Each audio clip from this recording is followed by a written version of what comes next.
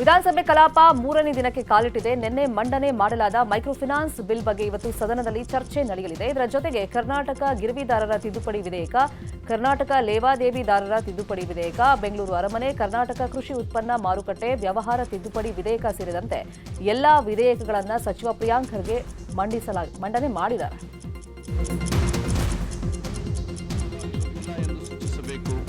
ಪ್ರಸ್ತಾವ ಹೌದು ಪರವಾಗಿದೆ ಎಂದು ಭಾವಿಸುತ್ತೇನೆ.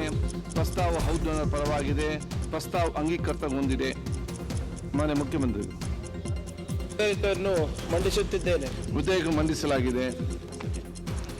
ಮಾನ್ಯ ಸಚಿವರು, ಕರ್ನಾಟಕ ಗಿರವಿದಾರರ ಪರ ಮಾನ್ಯ ಸಚಿವರು, ಮಿತಿ ಮೀರಿದ ಬಡ್ಡಿ. ಮಾನ್ಯ ಸಹಕಾರ ಸಚಿವರ 2025ನೇ ಸಾಲಿನ ಕರ್ನಾಟಕ ಮಿತಿ ಮೀರಿದ ಬಡ್ಡಿ ವಿಧಿಸುವ ವಿವೇಕೆಯ ನಿಷೇಧ ತಿದ್ದುಪಡಿ ವಿಧೇಯಕವನ್ನು ಮಂಡಿಸಲು ಅನುಮತಿ ಕೋರುತ್ತಿದೆ. ಪ್ರಸ್ತಾವವನ್ನು ಮಂಡಿಸಲಾಯಿತು. ಈಗ ಪ್ರಸ್ತಾವವನ್ನು ವಿಧಾನಸಭೆಯಲ್ಲಿ ನಿನ್ನೆ ದಕ್ಷಿಣ ಕನ್ನಡ ಹಾಗೂ ಮಲೆನಾಡು ಸಂಪ್ರದಾಯಗಳ ಬಗ್ಗೆ ಚರ್ಚೆಯಾಯಿತು. ಕೋಳಿ ಅಂಕ ಹಾಗೂ ನಾಗಮಂಗಲ ಬಗ್ಗೆ ಶಾಸಕ ಯಶ್ಪಾಲ್ ಸುವರ್ಣ ಸರ್ಕಾರದ ಗಮನ ಸೆಳೆದ್ರು. ಕೋಳಿ ಅಂಕ ಮಾಡಲು ಅವಕಾಶ ನೀಡ್ತಾ ಇಲ್ಲ, ದಕ್ಷಿಣ ಕನ್ನಡ ಜಿಲ್ಲೆಯಲ್ಲಿ ಇದನ್ನು ಆಡಲು ಸಮಸ್ಯೆ ಇಲ್ಲ ಎಂದ್ರು. ಉಡುಪಿಯಲ್ಲಿ ಸಮಸ್ಯೆ ಇದೆಯಾ ಅಂತ ಸ್ಪೀಕರ್ ಖಾದರ್ ಕೇಳಿದ್ದಕ್ಕೆ ಉತ್ತರಿಸಿದ ಯಶ್ಪಾಲ್ ಸುವರ್ಣ, ಹೊಸ ಎಸ್ಪಿ ಬಂದ ನಂತರ ಸಮಸ್ಯೆಯಾಗಿದೆ ಎಂದ್ರು. ಯಶ್ಪಾಲ್ ಸುವರ್ಣ ಬೆಂಬಲಕ್ಕೆ ಸುನೀಲ್ ಕುಮಾರ್ ಸಾಥ್ ಕೊಟ್ರು. ಉಡುಪಿ ಜಿಲ್ಲೆಯಲ್ಲಿ ಸಮಸ್ಯೆ ಉಂಟು. ಏನಾಗ್ತದೆ, ಈಗ ಅದಕ್ಕೊಂದು ಸಿಸ್ಟಮ್ ಮಾಡದಿದ್ರೆ ಒಂದೊಂದು ಸ್ಟೇಷನ್ ಒಂದೊಂದು ರೀತಿ ಮಾಡ್ತಾ ಇದ್ದಾರೆ. ಜೂಜಿಗೆ ಇದಕ್ಕೆ ಯಾವುದೇ ಅವಕಾಶ ಕೊಡದೆ ಆ ಸಂಪ್ರದಾಯಕ್ಕೆ ಏನಿಂದ ನಡೀತಾ ಬರ್ತಿತ್ತು, ಅದಕ್ಕೆ ಬೇಕಾದ ಒಂದು ಸಿಸ್ಟಮ್ ಅನ್ನೋದು ಕೂಡ ಮಾಡಬೇಕಂತ ಹೇಳ್ತೀವಿ. ಈಗ ನಮ್ಮ ಜಿಲ್ಲೆಯಲ್ಲಿ ಪ್ರಾಬ್ಲಮ್ ಇಲ್ಲ, ಮತ್ತು ಅವರ ಜಿಲ್ಲೆಯಲ್ಲಿ ಪ್ರಾಬ್ಲಮ್ ಇದೆ. ಒಂದೊಂದು SI ಒಂದೊಂದು ಕಾನೂನು. ಸರ್, ಮಾನ್ಯ ಅಧ್ಯಕ್ಷರೇ, ಅವರ ಕೋಳಿ ಅಂಕಕ್ಕೆ ಸಂಬಂಧಪಟ್ಟಂತೆ ರಾತ್ರಿ ಹೊತ್ತೆ ನಾನು ಹೋಗಿದ್ದೆ. ನಮ್ಮಲ್ಲಿ ಹುಣ್ಣಿಮೆ, ಅಮಾವಾಸ್ಯೆ, ಜಾತ್ರೆಗಳಾದ ನಂತರ ಸಾಂಪ್ರದಾಯಿಕವಾಗಿ ಅದರ ಮಾರನೇ ದಿನ ಕೋಳಿ ಅಂಕಗಳನ್ನು ಮಾಡಬೇಕು ಅಂತ ಬಹಳ ವರ್ಷಗಳಿಂದ ನಡ್ಕೊಂಡು ಬರ್ತಾ ಇರುವಂತದ್ದು. ಈಗ ಹೊಸದಾಗಿ ನಮ್ಮ ಜಿಲ್ಲೆನಲ್ಲಿ ಅದಕ್ಕೆ ಅನುಮತಿಯನ್ನು ಕೊಡ್ತಾ ಇಲ್ಲ. ಹೊಸದಾಗಿ ಅಲ್ಲ, ಹೊಸ SP ಬಂದ ಹೊಸ ಕಾನೂನು ಕೊಡ್ತಾ ಇಲ್ಲ. ಅವ್ರಿಗೆ ಬೇಕಾದಾಗ ಜಿಲ್ಲೆಗೆ ಬೇಕಾದಾಗ ನಡೆಯುವುದು ಪರಿಸ್ಥಿತಿಯಲ್ಲಿ ಇದೀವಿ. ಹಾಗಾಗಿ ನೀವು ನಮ್ಮ ಕೋಳಿ ಅಂಕಗಳಿಗೆ ಸಂಬಂಧಪಟ್ಟಂತೆ ಒಂದ್ಸರಿ ಗಮನ ನೋಡಿ, ಅದಕ್ಕೆ ಅನುಮತಿ ಕೊಡಬೇಕು. ಮತ್ತೆ ಆ ಕೋಳಿ ಅಂಕದ ಆದ ಸತ್ತೋದಂತ ಕೋಳಿ ರುಚಿ ಬಹಳ ಇದೆ. ನೀವು ಒಂದ್ಸರಿ ಬಂದ್ರೆ ನಾನು ತೋರಿಸ್ಕೊಡ್ತೀನಿ ಹೆಂಗಿರುತ್ತೆ ಅಂತ. ಈ ಕೋಳಿಗಿಂತ ನಿನ್ನೆ ವಿಧಾನಸಭೆಯಲ್ಲಿ ಕೆಪಿಎಸ್ಸಿ ಪರೀಕ್ಷಾ ಅಕ್ರಮದ ವಿಚಾರವಾಗಿ ಜಟಾಪಟಿ ನಡೆಯಿತು. ಕೆಪಿಎಸ್ಸಿ ಅವಾಂತರದ ಬಗ್ಗೆ ಅಶೋಕ್ ಮಾತನಾಡಿ ಸರ್ಕಾರದ ವಿರುದ್ಧ ವಾಗ್ದಾಳಿಯನ್ನ ಮಾಡಿದ್ರು. ಕೆಪಿಎಸ್ಸಿ ಅಕ್ರಮಗಳ ಸರಮಾಲೆನೇ ನಡೀತಾ ಇದೆ. ಬಡ ವಿದ್ಯಾರ್ಥಿಗಳಿಗೆ ಕೆಪಿಎಸ್ಸಿ ಅನ್ಯಾಯ ಮಾಡ್ತಾ ಇದೆ. ಹೀಗಾಗಿ ಕೆಪಿಎಸ್ಸಿ ಮರು ಪರೀಕ್ಷೆ ಮಾಡಬೇಕು, ಹಳೆ ಅಧಿಸೂಚನೆ ರದ್ದು ಮಾಡಿ ಹೊಸ ಅಧಿಸೂಚನೆ ಹೊರಡಿಸಬೇಕು ಅಂತ ಹೇಳಿ ಆಗ್ರಹವನ್ನ ಮಾಡಿದ್ರು. ಇದೇ ವೇಳೆ ಯತ್ನಾಳ್ ಮಾತನಾಡಿ ಕಣ್ಣಿಗೆ ಎಣ್ಣೆ ಬಿಟ್ಕೊಂಡು ಅಭ್ಯರ್ಥಿಗಳು ಓದ್ತಾರೆ, ಅವರಿಗೆ ನ್ಯಾಯ ಸಿಗಲ್ಲ ಅಂದ್ರೆ ಹೆಂಗೆ ಅಂತ ಪ್ರಶ್ನೆ ಮಾಡಿದ್ರು. ಕೊಟ್ಟು ನ್ಯಾಯ ಕೊಡುವಂತ ಕೆಲಸ ಸರ್ಕಾರ ಮಾಡಬೇಕು. ಸುಮ್ಮನೆ ಇದೇನಂತಾರ, ಇದನ್ನು ಏನೋ ಒಂದು ಉತ್ತರ ಕೊಡುವಂತದಲ್ಲ ಅಧ್ಯಕ್ಷರೇ. ದಯವಿಟ್ಟು ತಾವು ನಿರ್ದೇಶನ ಮಾಡಬೇಕು ಸರ್ಕಾರಕ್ಕೆ. ಇದು ಸಂಪೂರ್ಣ ತನಿಖೆ ಆಗ್ಬೇಕಂತ ನಾವು ವಿನಂತಿ ಮಾಡ್ತೀವಿ. ಈಗ ಪಾಪ ಅವರು ಏನು ಹಿಂದೆ ಬರೆದ ಎಕ್ಸಾಮ್ ಅವ್ರಿಗೆ ವಯಸ್ಸಿನ ರಿಲ್ಯಾಕ್ಸೇಷನ್ ಕೊಟ್ಟು ನ್ಯಾಯ ಕೊಡುವಂತ ಕೆಲಸ ಸರ್ಕಾರ ಮಾಡಬೇಕು. ಸುಮ್ಮನೆ ಎಸ್ಟಿ ಸಮುದಾಯದ ಶಾಸಕರ ಜೊತೆ ಸಚಿವ ಸತೀಶ್ ಜಾರಕಿಹೊಳಿ ಸಭೆ ಮಾಡಿದ್ದಾರೆ.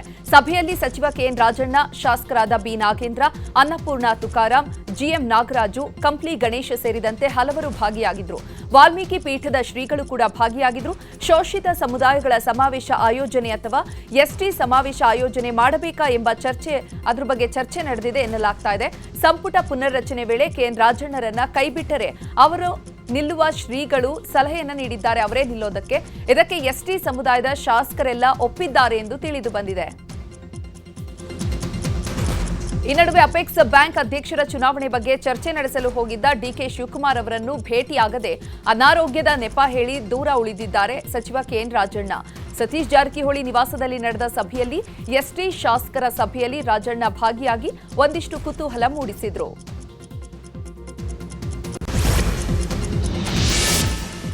ಯಾದಗಿರಿಯಲ್ಲಿ ನೊಳವಿನಕೆರೆ ಅಜ್ಜಯ್ಯ ಮತ್ತೆ ಭವಿಷ್ಯವನ್ನು ನುಡಿದಿದ್ದಾರೆ. ಡಿಕೆ ಶಿವಕುಮಾರ್ಗೆ ಸಿಎಂ ಆಗುವಂತ ಯೋಗವಿದೆ ಅಂತ ನೊಳವಿನಕೆರೆ ಅಜ್ಜಯ್ಯ ಹೇಳಿದ್ದಾರೆ. ರೈತರ ಆಸೆ ಶ್ರೀಮಠದ ಆಶೀರ್ವಾದದಿಂದ ಡಿಕೆ ಶಿವಕುಮಾರ್ ಸಿಎಂ ಆಗ್ತಾರೆ.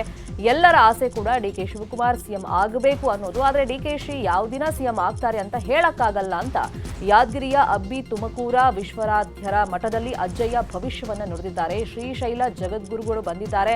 ಆ ಪರಮಾತ್ಮನ ಆಶೀರ್ವಾದವು ಡಿಕೆಶಿಗೆ ಸಿಗಲಿ ಅಂತ ಪ್ರಾರ್ಥಿಸಿದ ಸ್ವಾಮೀಜಿ, ಶೀಘ್ರದಲ್ಲೇ ಡಿಕೆ ಶಿವಕುಮಾರ್ ರಾಜ ಪ್ರತ್ಯಕ್ಷ ದೇವರಾಗಲಿ, ಜನರ ಸಂಕಲ್ಪದಂತೆ ಮುಖ್ಯಮಂತ್ರಿ ಆಗ್ತಾರೆ ಅಂತ ಹೇಳಿ ಸ್ವಾಮೀಜಿ ಭವಿಷ್ಯವನ್ನು ನುಡಿದಿದ್ದಾರೆ.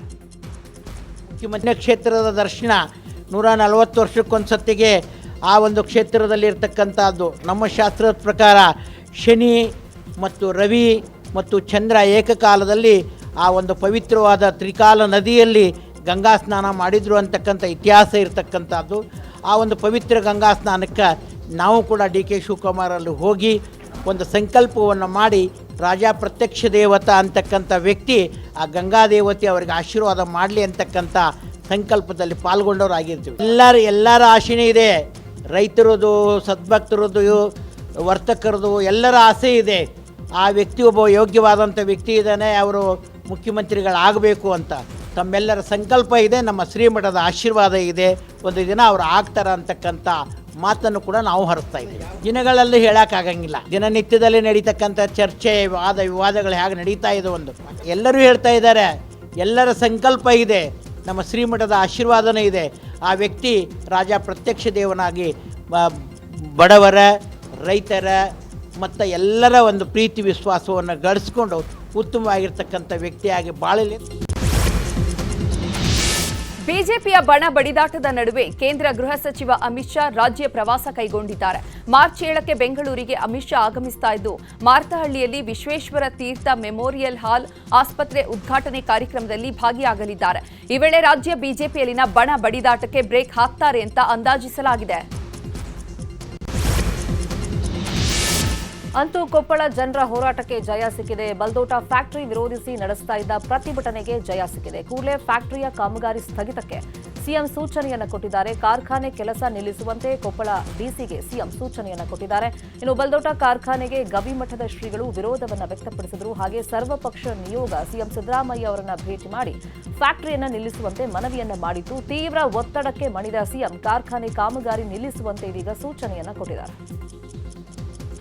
ಮುಖ್ಯಮಂತ್ರಿಗಳು ಕೂಡ ಈ ವಿಚಾರವಾಗಿ ಮಾತನಾಡಿ ಜನರಿಗೆ ತೊಂದರೆ ಆಗ್ತಕ್ಕಂಥ, ಸಾರ್ವಜನಿಕರಿಗೆ ಆರೋಗ್ಯದ ಮೇಲೆ ಯಾವುದೇ ಒಂದು ಕೆಟ್ಟ ಪರಿಣಾಮ ಬೀರ್ತಕ್ಕಂಥ ಕಾರ್ಖಾನೆಗಳು ನಾವು ಮಾಡೋದಿಲ್ಲ. ಕೊಪ್ಪಳ ಜಿಲ್ಲೆಯ ಪೊಲೀಸ್ ವರಿಷ್ಠಾಧಿಕಾರಿಗಳಿಗೆ, ಜಿಲ್ಲಾಧಿಕಾರಿಗಳಿಗೆ ತಕ್ಷಣವೇ ಫೋನ್ ಮುಖಾಂತರ ಸೂಚನೆಯನ್ನು ನೀಡಿ ಅಲ್ಲಿರ್ತಕ್ಕಂಥ ಯಾವುದೇ ಒಂದು ಚಟುವಟಿಕೆಯನ್ನು ತಾವು ತೆಗೆದುಕೊಳ್ಳುವಂಥ ಸೂಚನೆಗಳನ್ನು ಕೊಟ್ಟಿದ್ದಾರೆ. ಮತ್ತು ಸನ್ಮಾನ್ಯ ಕಲಬುರಗಿಯಲ್ಲಿ ಬಗರ್ ಹುಕುಂ ಸೇರಿದಂತೆ ವಿವಿಧ ಬೇಡಿಕೆಗಳ ಈಡೇರಿಕೆಗೆ ಆಗ್ರಹಿಸಿ ಮಾರ್ಚ್ 10ರಂದು ಚಲೋ ವಿಧಾನಸೌಧ ಕಾರ್ಯಕ್ರಮ ಹಮ್ಮಿಕೊಳ್ಳಲಾಗಿದೆ. ಈ ಬಗ್ಗೆ ಅಖಿಲ ಭಾರತ ರೈತ ಕೃಷಿ ಕಾರ್ಮಿಕ ಸಂಘಟನೆ ಜಿಲ್ಲಾ ಕಾರ್ಯದರ್ಶಿ ಮಹೇಶ್ ಹೇಳಿದ್ದಾರೆ. ಕಲಬುರಗಿಯಲ್ಲಿ ಮಾತನಾಡಿದ ಅವರು, ರೈತರಿಗೆ ಸುಸ್ಥಿರ ಬದುಕು ಕಟ್ಟಿಕೊಡ್ತೀವಿ, ರೈತರ ಆದಾಯ ದುಪ್ಪಟ್ಟು ಮಾಡಿಕೊಡ್ತೀವಿ ಅಂತ ಅಧಿಕಾರಕ್ಕೆ ಬರೋ ಸರ್ಕಾರಗಳು ರೈತರನ್ನ ಸಂಪೂರ್ಣವಾಗಿ ಕಡೆಗಣಿಸಲಾಗ್ತಾ ಇದೆ. ಬೀಜ, ರಸಗೊಬ್ಬರ ಸೇರಿದಂತೆ ಅನೇಕ ಕೃಷಿ ಪರಿಕರ ವಸ್ತುಗಳು ಗಗನಕ್ಕೇರಿವೆ. ಹೀಗಾಗಿ ರೈತರ ಬಗ್ಗೆ ಸರ್ಕಾರ ನಿರ್ಲಕ್ಷ್ಯವನ್ನ ಖಂಡಿಸಿ ವಿಧಾನಸೌಧದ ಮುಂದೆ ಪ್ರತಿಭಟನೆ ನಡೆಸಲಿದ್ದೇವೆ ಎಂದಿದ್ದಾರೆ. ಗೋಲ್ಡ್ ಸ್ಮಗ್ಲಿಂಗ್ ಕೇಸಲ್ಲಿ ನಟಿ ರನ್ಯಾ ರಾವ್ಗೆ 14 ದಿನಗಳ ಕಾಲ ನ್ಯಾಯಾಂಗ ಬಂಧನಕ್ಕೆ ಒಪ್ಪಿಸಿ ವಿಶೇಷ ಆರ್ಥಿಕ ಅಪರಾಧಗಳ ನ್ಯಾಯಾಧೀಶರು ಆದೇಶವನ್ನು ಹೊರಡಿಸಿದ್ದಾರೆ. ನಿನ್ನೆ ಬೆಂಗಳೂರು ಏರ್ಪೋರ್ಟ್ನಲ್ಲಿ ಅಕ್ರಮವಾಗಿ ಚಿನ್ನ ಸಾಗಿಸ್ತಾ ಇದ್ದ ಆರೋಪದ ಮೇಲೆ ಡಿಆರ್ಐ ಅಧಿಕಾರಿಗಳು ಆಕೆಯನ್ನು ಬಂಧಿಸಿದರು. ರನ್ಯಾ ರಾವ್ ಅಕ್ರಮವಾಗಿ ತಂದಿದ್ದ ಸುಮಾರು 14.8 ಕೆಜಿ ಚಿನ್ನವನ್ನು ಸೀಸ್ ಮಾಡಲಾಗಿತ್ತು. ರನ್ಯಾ ರಾವ್ರ ಬಂಗಾರದ ಬೇಟೆಗಿಳಿದಿರುವಂತಹ ಅಧಿಕಾರಿಗಳು ಆರ್ಥಿಕ ಅಪರಾಧಗಳ ವಿಶೇಷ ಕೋರ್ಟ್ಗೆ ಆಕೆಯನ್ನು ಹಾಜರುಪಡಿಸಿದರು. ವಿಚಾರಣೆ ನಡೆಸಿದಂತ ನ್ಯಾಯಾಲಯ 14 ದಿನಗಳ ಕಾಲ ನ್ಯಾಯಾಂಗ ಬಂಧನಕ್ಕೆ ಒಪ್ಪಿಸಿದೆ. ಇವತ್ತು ರನ್ಯಾ ರಾವ್ ಜಾಮೀನು ಅರ್ಜಿ ಸಲ್ಲಿಕೆ ಮಾಡುವಂತ ಸಾಧ್ಯತೆಗಳಿದೆ.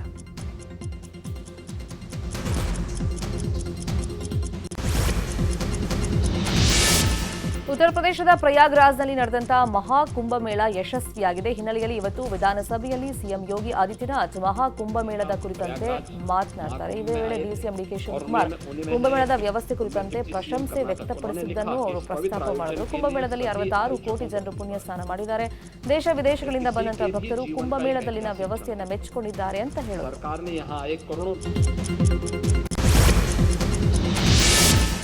ಡಿಕೆಶಿ ನಟ್ಟು ಬೋಲ್ಟು ವಿಚಾರದ ಬಗ್ಗೆ ಮಂಗಳೂರಿನಲ್ಲಿ ಮಾತನಾಡಿದ ಸಂಸದೆ ಕಂಗನಾ ರಣಾವತ್, ಕಲಾವಿದರೊಂದಿಗೆ ತಾಯಿ ಸರಸ್ವತಿ ಇರ್ತಾಳೆ, ಆದರೆ ಕಲಾವಿದರೊಂದಿಗೆ ಈ ರೀತಿ ದುರ್ವರ್ತನೆ ತೋರೋದು ಸರಿಯಲ್ಲ. ಕಲಾವಿದರ ನಟ್ಟು ಬೋಲ್ಟು ಟೈಟ್ ಮಾಡಲು ಹೋಗಿ ಬೇರೆಯದ್ದೇ ಆಗಬಹುದು ಎಂದರು. ಡಿಕೆ ಶಿವಕುಮಾರ್ ನಟ್ಟು ಬೋಲ್ಟು ಹೇಳಿಕೆ ವಿಚಾರದ ಬಗ್ಗೆ ನಿರ್ಮಾಪಕ ಕೆ ಮಂಜು ಪ್ರತಿಕ್ರಿಯಿಸಿದ್ದಾರೆ. ಅಕಾಡೆಮಿ ಕಡೆಯಿಂದಲೇ ಸರಿಯಾಗಿ ವ್ಯವಸ್ಥೆ ಆಗಿಲ್ಲ. ಇನ್ವಿಟೇಷನ್ ಕೊಟ್ಟಿಲ್ಲ ಅಂದ್ರೆ ಓಕೆ, ಸಾಧು ಕೋಕಿಲ ಅವರು ಕಾಲ್ ಮಾಡಿ ಕರಿಬಹುದಿತ್ತು. ದೊಡ್ಡ ಕಲಾವಿದರೇ ಆಗಲಿ ಸಣ್ಣ ಕಲಾವಿದರೇ ಆಗಲಿ ಕರೆದ್ರೆ ಖಂಡಿತ ಬರ್ತಾರೆ ಅಂತ ಅಸಮಾಧಾನ ವ್ಯಕ್ತಪಡಿಸಿದ್ರು. ಕಾಲೇಜಿಗೆ ತೆರಳೋದಕ್ಕೆ ಬಸ್ ವ್ಯವಸ್ಥೆ ಇಲ್ಲದೆ ಮೈಸೂರಿನ ಮಹಾರಾಣಿ ಕಾಲೇಜ್ ವಿದ್ಯಾರ್ಥಿನಿಯರು ಗೋಳಾಡ್ತಾ ಇದ್ರು. ಈ ಬಗ್ಗೆ ನಮ್ಮೂರಲ್ಲಿ ನ್ಯೂಸ್ 18ನಲ್ಲಿ ಸುದ್ದಿಯನ್ನ ಪ್ರಸಾರ ಮಾಡಲಾಗಿತ್ತು. ವರದಿಗೆ ಎಚ್ಚೆತ್ತ ನಗರ ಸಾರಿಗೆ ಇಲಾಖೆ ಅಧಿಕಾರಿಗಳು ಕಾಲೇಜಿಗೆ ಭೇಟಿ ನೀಡಿ ವಿದ್ಯಾರ್ಥಿನಿಯರ ಸಮಸ್ಯೆಯನ್ನು ಆಲಿಸಿದ್ದಾರೆ. ಇವತ್ತಿನಿಂದ ಹೆಚ್ಚಿನ ಬಸ್ ಬಿಡುಗಡೆ ಬಗ್ಗೆ ಅಧಿಕಾರಿಗಳು ಭರವಸೆಯನ್ನು ಕೊಟ್ಟಿದ್ದಾರೆ. ಇದು ನ್ಯೂಸ್ 18 ವರದಿಯ ಬಿಗ್ ಇಂಪ್ಯಾಕ್ಟ್ ಆಗಿದ್ದು, ಪ್ರಿನ್ಸಿಪಲ್ ಸೋಮಣ್ಣ ಹಾಗೂ ವಿದ್ಯಾರ್ಥಿನಿಯರು ನ್ಯೂಸ್ 18ಗೆ ಧನ್ಯವಾದ ತಿಳಿಸಿದ್ದಾರೆ. ಅವರೆಕಾಯಿ ಮಾರಾಟಕ್ಕೆ ಹೋಗಿದ್ದ ಕೆಎಸ್ಆರ್ಟಿಸಿ ಕಂಡಕ್ಟರ್ ಹೃದಯಾಘಾತದಿಂದ ಸಾವನ್ನಪ್ಪಿದ್ದಾರೆ.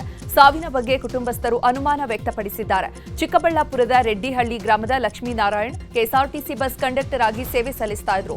ಪ್ರತಿ ಬಾರಿಯಂತೆ ಅವರೆಕಾಯಿಯನ್ನ ಬೈಕ್ನಲ್ಲಿ ಮಾರುಕಟ್ಟೆಗೆ ಮಾರಾಟ ಮಾಡಿ ನಂತರ ಪರಿಚಯಸ್ಥರ ಮನೆಗೆ ಹೋಗಿದ್ದಾರೆ. ಈ ವೇಳೆ ಲಕ್ಷ್ಮೀನಾರಾಯಣ ಮೃತಪಟ್ಟಿದ್ದಾರೆ.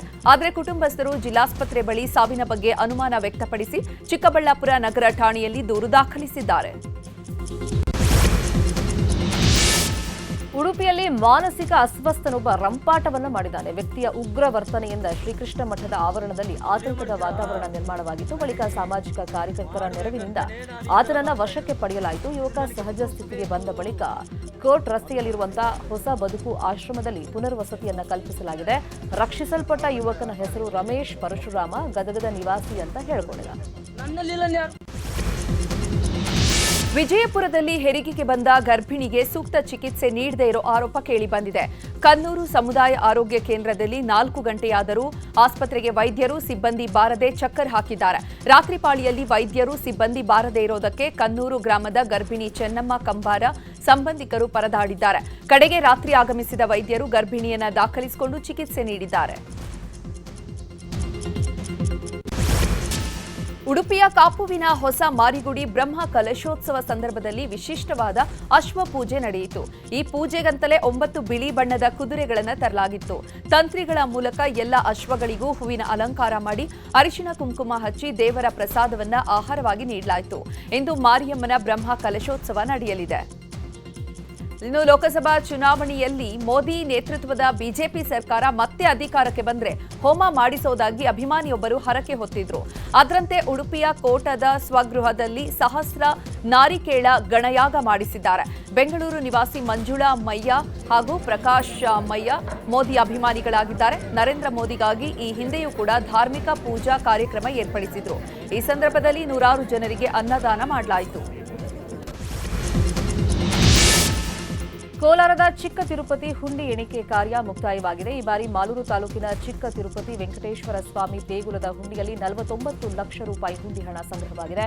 ಇನ್ನು ಹುಂಡಿ ಎಣಿಕೆ ವೇಳೆ ಪ್ರೇಮ ನಿವೇದನೆಯ ಹರಕೆಯ ಪತ್ರವೊಂದು ಪತ್ತೆಯಾಗಿದೆ. ದೇವ್ರೆ, ದಯವಿಟ್ಟು ಪ್ರದೀಪ ನಾನು ಬೇಗ ಒಂದಾಗಬೇಕು, ಅವ್ನು ನನ್ನ ಬಿಟ್ಟು ಇರುವಂತೆ ಆಗಬಾರ್ದು, ಆಫೀಸ್ನಲ್ಲಿ ಎಲ್ಲರಿಗಿಂತ ನಾನು ಜಾಸ್ತಿ ಪ್ರೀತಿಸಬೇಕು ಅಂತ ಪ್ರೇಯಸಿಯೊಬ್ಬಳು ಪತ್ರವನ್ನು ಬರೆದಿದ್ದು ಸಾಕಷ್ಟು ಸುದ್ದಿಯಾಗ್ತಾ ಇದೆ. ತಮಿಳುನಾಡಿನ ವಲ್ಲಿಯೂರಿನಲ್ಲಿ 12ನೇ ತರಗತಿಯ ವಿದ್ಯಾರ್ಥಿಯೊಬ್ಬ ತನ್ನ ತಾಯಿಯ ಹಠಾತ್ ಮರಣದ ಕೆಲವೇ ಗಂಟೆಗಳಲ್ಲಿ ಬೋರ್ಡ್ ಪರೀಕ್ಷೆ ಬರೆದಿದ್ದಾನೆ. ವಲ್ಲಿಯೂರಿನ ವಿದ್ಯಾರ್ಥಿ ಸುನೀಲ್ ಕುಮಾರ್ 12ನೇ ತರಗತಿಯ ಪಬ್ಲಿಕ್ ಎಕ್ಸಾಮ್ನ ಮೊದಲ ದಿನವೇ ಹೃದಯಾಘಾತದಿಂದ ತನ್ನ ತಾಯಿ ಸುಭಾಲಕ್ಷ್ಮಿಯನ್ನ ಕಳೆದುಕೊಂಡಿದ್ದಾರೆ. ಇನ್ನು ಪರೀಕ್ಷೆ ಎಂಬ ಚಿಂತೆಯಲ್ಲಿದ್ದ ಸುನೀಲ್ಗೆ ತಾಯಿ ನಿಧನರಾಗಿದ್ದು ಮತ್ತಷ್ಟು ಆಘಾತ ಉಂಟು ಮಾಡಿತ್ತು. ಆದರೆ ತೀವ್ರ ಖಿನ್ನತೆಗೆ ಒಳಗಾಗಿದ್ರೂ ಕೂಡ ಸುನೀಲ್ನ ಸಂಬಂಧಿಕರು ಮತ್ತು ನೆರೆಹೊರೆಯವರು ಪರೀಕ್ಷೆ ಬರೆಯಲು ಆತನನ್ನ ಪ್ರೋತ್ಸಾಹಿಸಿದ್ದಾರೆ. ಐಸಿಸಿ ಚಾಂಪಿಯನ್ಸ್ ಟ್ರೋಫಿಯಲ್ಲಿ ಭಾರತ ಫೈನಲ್ಗೇರಿದೆ. ಸೆಮಿಫೈನಲ್ ಪಂದ್ಯದಲ್ಲಿ ಆಸ್ಟ್ರೇಲಿಯಾ ತಂಡವನ್ನ ಮಣಿಸಿ ಫೈನಲ್ಗೆ ಲಗ್ಗೆಯನ್ನ ಇಟ್ಟಿದೆ. ಟಾಸ್ ಗೆದ್ದು ಬ್ಯಾಟಿಂಗ್ ಆಡಿದ ಆಸ್ಟ್ರೇಲಿಯಾ 9 ವಿಕೆಟ್ ನಷ್ಟಕ್ಕೆ 264 ರನ್ ಅನ್ನು ಕಲೆ ಹಾಕಿತು. ಆಸ್ಟ್ರೇಲಿಯಾ ನೀಡಿದಂತ 264 ರನ್ಗಳನ್ನು ಬೆನ್ನತ್ತಿದ ಟೀಂ ಇಂಡಿಯಾ 48.1 ಓವರ್ನಲ್ಲಿ 6 ವಿಕೆಟ್ ನಷ್ಟಕ್ಕೆ 267 ರನ್ ಗಳಿಸಿ 4 ವಿಕೆಟ್ ಅಂತರದಲ್ಲಿ ಭರ್ಜರಿ ಜಯವನ್ನ ಸಾಧಿಸಿದೆ.